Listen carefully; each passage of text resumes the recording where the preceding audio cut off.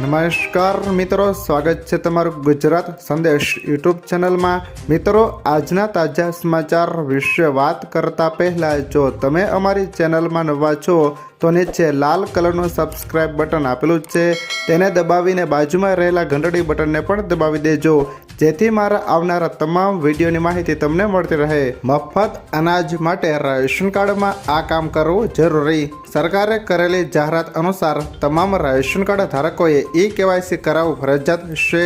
30 September સુધીમાં જો કોઈ રેશન કાર્ડ ધારકે ઈ-કેવાયસી પૂર્ણ કર્યું નથી, જેથી તે રેશન કાર્ડ ધારકોને સરકાર દ્વારા આપવામાં આવતું મફત થઈ જશે। રેશન કાર્ડમાં જે લોકોના નામ છે તે તમામ લોકોએ ઈ-કેવાયસી કરાવવું પડે છે। ઈ-કેવાયસી માટે સરકાર રેશનની દુકાને જવું પડે છે। ત્યારબાદના અગત્યના સમાચાર વિશે વાત કરીએ તો 1 સપ્ટેમ્બર 2024થી બદલાયા 5 નિયમો। 1 સપ્ટેમ્બર 2024 બદલાયા 5 નિયમો। આધાર કાર્ડ અપડેટ કરાવવા સેવા કેન્દ્ર પર ચૂકવવી પડે છે ફી। આધાર કાર્ડ ઓનલાઈન ફી અપડેટ કરવાની છેલ્લી તારીખ 14 સપ્ટેમ્બર। કોમર્શિયલ એલપીજીની કિંમતમાં 39નો વધારો। ક્રેડિટ કાર્ડના નિયમોમાં થશે ફેરફાર। આઈડીબીઆઈ બેંકે એફડીની સમયમર્યાદા લંબાવી। ટેલિકોમ કંપનીઓએ કોલ્સ અને મેસેજિંગને પ્લેટફોર્મ પરથી શિફ્ટ કરવું પડે છે। ગૂગલ પે સ્ટોર પરથી લો ક્વોલિટી એપ દૂર થશે। જીએસટી રિટર્ન માટે બેંક એકાઉન્ટ જરૂરી। ત્યારબાદના અગત્યના સમાચાર વિશે વાત કરીએ તો ગુજરાતમાં બુટલેગરોના વાહનોની હરાજી કરી નાણાંનો ઉપયોગ લોકો માટે કરાશે। ગુજરાતમાં હવે દારૂના ધંધા સાથે સંકળાયેલા બુટલેગરોના જપ્ત વાહનોની હરાજી કરવામાં આવશે, જેમાંથી જે નાણાં મળશે તેનો ઉપયોગ લોકો માટેની યોજનામાં કરવામાં આવશે। છેલ્લા 2 વર્ષમાં ગુજરાત પોલીસે બુટલેગરોના 22,000થી વધુ વાહનો જપ્ત કર્યા છે, જેમાંથી 7,000 તો ભંગાર બની ગયા છે। ત્યારબાદના અગત્યના સમાચાર વિશે વાત કરીએ તો કોમર્શિયલ એલપીજી સિલિન્ડરના ભાવ વધ્યા। ઓઇલ માર્કેટિંગ કંપનીઓએ 1 સપ્ટેમ્બરથી કોમર્શિયલ એલપીજી સિલિન્ડરના ભાવમાં 39 રૂપિયાનો વધારો કર્યો છે। ઘરેલું એલપીજી સિલિન્ડરની કિંમતોમાં કોઈ ફેરફાર કરવામાં આવ્યો નથી।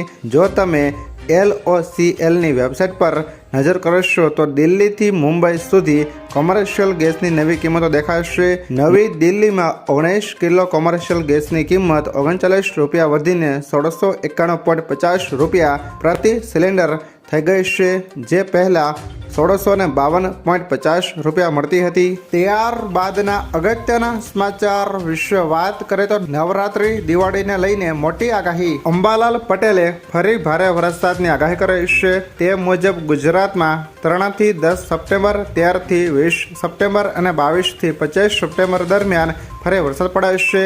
24 થી 5 ઓક્ટોબર સુધી ગાજવીજ સાથે વરસાદ પડશે, ત્યારે સમુદ્ર કિનારે પવન ફૂંકાશે અને ગાજવીજ સાથે ભારે વરસાદની આગાહી કરવામાં આવી છે। 3 ડિસેમ્બરથી ગુજરાતમાં કાતિલ ઠંડી પડશે।